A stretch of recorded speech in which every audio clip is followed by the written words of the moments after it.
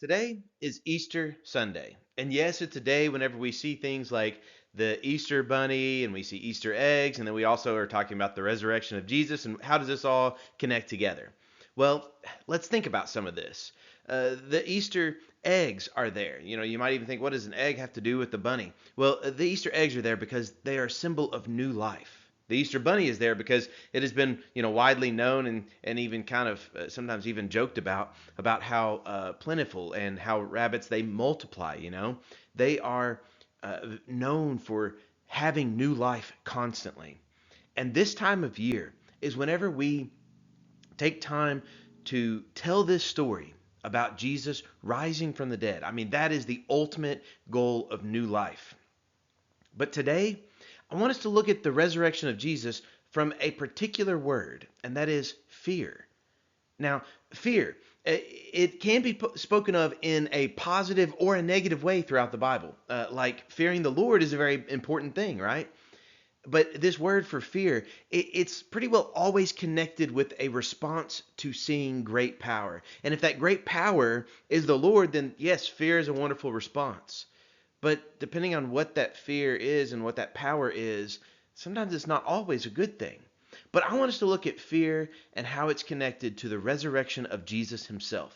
The first account that we're actually going to look at with fear, we're going to back up in this story just a little bit. We're going to back up into Friday, kind of in the middle of all of these things where Jesus is dying on that cross. And actually, we're going to drop down at this moment that Jesus has already been hanging on the cross for a time. And at the cross, there is this centurion who is there. And the centurion, he speaks up whenever he sees all these things that happen whenever Jesus dies, actually, the very moment that Jesus dies. In Matthew chapter 27, verse 54, when the centurion and those who were with him, who were guarding Jesus, saw the earthquake and all that had happened, they were terrified and exclaimed, "Surely he was the Son of God." So here we have the first time that fear shows up. Now, it's translated, yes, in this translation, they were terrified. It's the same word for fear that we're going to be looking at a couple more places here in this story in the very next chapter, in Matthew 28, the very final chapter. But here, this centurion, he has this fear. What's he afraid of? I mean, he sees an earthquake, he sees these other things happening, and he and those people around him, they were afraid. And they exclaimed, notice this, the result in this fear is surely Jesus, he was the Son of God. Now they kind of missed it a little bit, if you will, because they say surely he was the Son of God, but I mean no, it's he is the Son of God. But let's give him a little bit of a leeway right here because he's a centurion. I mean he's a Roman. What does he have to do with the Jewish people, anyways? He doesn't know any of these things, but he knows there's something different about Jesus. He knows, and his fear of those events and what all he saw through Jesus pushed him to make this statement of faith that he was the Son of God. We know that he is the Son of God, that he came here to die on the cross so that we can have forgiveness of sins. The punishment that was really supposed to go to us, it went to Jesus himself. And Jesus died on that cross, and those people who were present, they realized that he is the Son of God. And then after this, Jesus is buried in that tomb. And Saturday was a silent day, if you will. But then comes Sunday morning. Let's take a look at Sunday morning and let's see what we can learn about fear because we're going to learn even a lot more. But the first time we see this fear is with the centurion, and it leads to faith. A wonderful statement of faith. Does it always lead there? Let's take a look. In Matthew 28, verses 1 through 4, after the Sabbath at dawn on the first day of the week, Mary Magdalene and the other Mary went to look at the tomb. There was a violent earthquake, for an angel of the Lord came down from heaven, going to the tomb, rolled back the stone, and sat on it. His appearance was like lightning, and his clothes were white as snow. The guards were so afraid of him that they shook and became like dead men. I mean, notice all these things that take place right here. We saw a lot of different signs that happen whenever Jesus died on the cross. We saw that, yes, there was an earthquake that time too. But after the Sabbath day, after Saturday, whenever The new day of the week was dawning, the first day of the week, Sunday morning, which, by the way, this is why we gather on Sunday morning, is because it is the day that the Lord rose up from the dead, starting new creation into this present creation. Wonderful story that is all connected right here. And on this day, this first day of the week, this new beginning, there was a violent earthquake. We see an angel of the Lord comes down. We see that he rolls this stone away. We see even some description about his appearance right here. And then verse 4, we see fear shows up again. This time it's the guards who are afraid. What are they afraid of? Well, it says that they're afraid of him. They're afraid of this angel. And they shook and became like dead men. Now, if they had this type of fear of this angel, could you imagine what type of fear they would have had and what type of, maybe reverence they would have had if they had been able to see Jesus himself? Now, they didn't. They just saw this angel, and they were afraid of him. But this fear right here, Matthew just kind of tells us that the guards were afraid. He's going to pick it back up later, but we're going to see another story that's kind of sandwiched in between these. So keep in mind, the guards, they had fear. Where does their fear lead them? The centurion, it led to faith. It led to a statement of faith. What about these guards? Well, keep this in mind. And now let's go to another time that fear appears. Verses 5 through 7. The angel said to the women, "Do not be afraid, for I know that you are looking for Jesus, who was crucified. He is not here. He is risen just as he said. Come and see the place where he lay. Then go quickly and tell his disciples, he is risen from the dead and is going ahead of you into Galilee. There you will see him. Now, I have told you." So here in Matthew 28, we see that the angel has a message to the women. The first message that he proclaims is, do not be afraid. See, fear is one of these things that, as we've already looked at here, it can be a good thing. It can be a bad thing. I remember whenever my daughter was growing up that I kind of kept saying, I just can't wait to the time whenever she has a healthy dose of fear. Because she was, she'd like get up on something high and she just wouldn't have any fear. Well, sometimes it's important to have a healthy dose of fear. But sometimes being just terrified, being completely afraid of everything, it can be crippling. That's why the message of this angel to the women. Now, he doesn't actually tell this to the guards, just kind of pay attention to that. He tells it to the women. He says, do not be afraid. Don't be overcome by this type of fear. Why is that? Well, the angel has this statement in verse 6. Jesus, he's not there. He's not there in the tomb because he is risen. Just like he said he would. Now, he told them so many different times, and we're not going to take the time to look at this, but that's an interesting study, right? If you take a look at all the different times that Jesus told his disciples that he was going to die, he was going to be buried, and he was going to rise up from the dead, he told them that very plainly. We look at this, and we're like, how could you not know? They didn't know. They probably thought he was, speaking some type of visual aid and have some example, like a parable type thing. But he said he was going to rise up from the dead, and he did. He did it just as he said he was going to. But then the angel also says, not only that he is not here, he is risen just as he said, but also he says, come and see the place where he lay. I love this invitation that the angel invites the humans right here into. And he says, come and see. That's an invitation that Jesus himself extends several times to his own followers. And he says, follow me, but then he also kind of invites him. He says, come and see. Come and see what this is all about. And that's what the angel is inviting these human women to experience, to come and to see this, to see all these things, and then to go and to proclaim this message.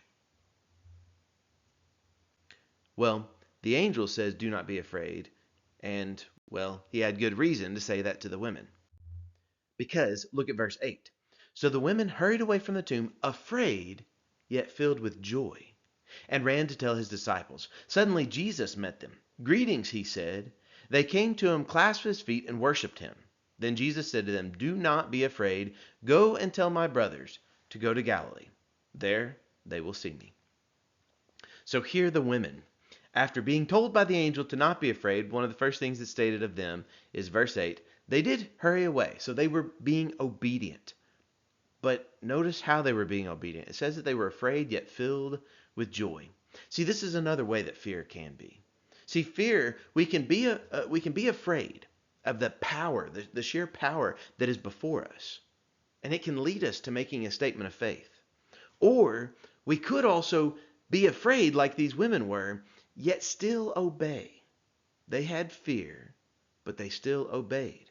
Because I love how it says that they were afraid, yet they were filled with joy. Have you ever experienced this before? Has there been a moment whenever you've been perhaps afraid of something, of what's going to happen or the future, or just, something that is so powerful, but yet it's so joyful as well? Maybe some life-changing event happened to you. You're filled with joy, but you're also kind of afraid at the same time. That's what these women were experiencing because their whole lives were being turned completely around. Their sense of what even was possible was being challenged right here because people who die don't come back like this. But Jesus did. And that's the message that he is proclaiming. And one of the first statements that he proclaims to them in verse 10 is, do not be afraid. Fear can be a bad thing, but it can still be something that we can press through. We can still be joyful. We can still obey like these women did. We can also allow our fear to lead us to a moment where we profess our faith, where we confess our faith, like that centurion did, that surely Jesus was the Son of God. Surely he is the Son of God because of all these things. But don't let the fear overcome you. Don't be overcome completely by that fear. That's why Jesus says, do not be afraid. He sends them on the task. They still are going on this task. But we have a little bit of a story now. Now we're going to go back to those guards. Remember those guards who were afraid? What did their fear do to them? Sadly, it's not a positive thing. It's not a good story.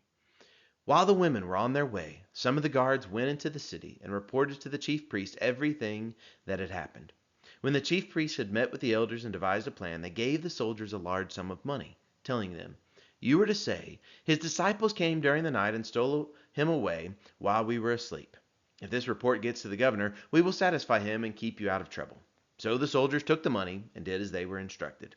And this story has been widely circulated among the Jews to this very day. So what happens to these guards who had this fear? They were so afraid of that angel. Remember back in verse 4? Well, they were so afraid that they just reported to the people who, had hired them, these chief priests and all. They told them everything, and then they were offered this money. And in verse 15, we find out that the soldiers, look, they just took the money. They did as they were instructed. They said whatever story that they were supposed to say. And Matthew, with this statement, though, tells us something that's foundational to our Christian faith. And that is, there are going to be people who say all different types of stories, who have their own way of interpreting the details, but we know the truth. We know the story. We know that the fear that we have is supposed to lead us to Jesus. That we can recognize his awesome, amazing power, that he overcame death, he conquered it, and he gives us hope all the while. These guards didn't hold on to that hope. They just took the money. They just did whatever they were told. And they proclaimed a story that was completely false. They knew it to be false, yet they still proclaimed it. That is such a huge contrast to us as Christians. The message we proclaim is not some made up lie, but it is the gospel truth. Now let's go back to those women, the ones who they went on their way. They did report to the rightful people, just as Jesus told them to tell the disciples, and just as the angel told them to go and to talk to the disciples and tell them what Jesus had done. The women were afraid, yet they were filled with joy, and they still obeyed. They went, they proclaimed the message to the disciples, and this is what we read in verses 16 through 20. This will be a familiar passage because we've been looking a lot at what's called the Great Commission, right? Well, now we kind of are coming to this end, and now we've seen all these verses that lead up to it. Then the 11 disciples went to Galilee, to the mountain where Jesus had told them to go. When they saw him, they worshipped him, but some doubted. Then Jesus came to them and said, all authority in heaven and on earth has been given to me. Therefore go and make disciples of all nations, baptizing them in the name of the Father, and of the Son, and of the Holy Spirit, and teaching them to obey everything I have commanded you, and surely I am with you always, to the very end of the age. So here we see this wonderful climax of this story that happens at the very end of it, and that is this wonderful statement that Jesus has risen from the dead. He is showing himself to his disciples. He is giving them this task that they are called to go and proclaim this message everywhere. He starts it off in verse 18 by stating that he has all the authority. He has all the power. So any type of fear that we have should be a reverent fear of our Lord Jesus Christ. He has been given all authority, as verse 18 says. He gave them the task in verse 19 to go and make disciples of every single nation, not just of Israel, but of all the nations. He told them also in verse 19 to baptize those disciples in the name of the Father, the Son, and the Holy Spirit. And he told them, verse 20, to continue to teach them to obey everything that Jesus had commanded them. But then at the end of verse 20, we see this wonderful statement of faith where Jesus says, "And surely I am with you always to the very end of the age." That's why we know that this message, yes, it was originally given to those 11 disciples, but it has to do with the next generation after them. And it has to do with our generation as well. This is still a task that Jesus gave to us as humans because he has all this authority. He told us to make disciples. He told us to baptize those disciples, and he told us to continue to teach them. And he also gave us that wonderful promise that he is with us always. So now at the end of Matthew's gospel, you kind of end sort of where you began with it. Because in Matthew chapter 1, verse 23, the name that was to be given to Jesus was, at least one of his names, was Emmanuel, which means God with us. And now at the very end, the very last verse of Matthew's gospel, we see that Jesus, who his name was God with us, he says, "Surely I am with you always." So from Matthew's gospel, from start to finish, he has boldly proclaimed this good news that our God is with us and he will always be with us. Can we boldly proclaim that gospel message just like Matthew has proclaimed to us? Because there are many in the world who need to hear this message. Yes, fear is likely going to be a part of it, but it's up to us as to how we respond to that fear. We could respond like the guards and just become afraid and then let that fear overtake us and not do anything about it, or to speak something that isn't really the gospel message. That's what the guards did with their fear. Or we could respond like those women, the women who they were afraid but filled with joy, and they obeyed the Lord. Or even we could allow our fear to motivate us like that centurion, to make a wonderful statement of faith that Jesus is the Son of God. He came here to redeem us. He has finished his task. He's given us hope, and he is with us always to the very end of the age. This is a wonderful gospel message, good news that we can proclaim today.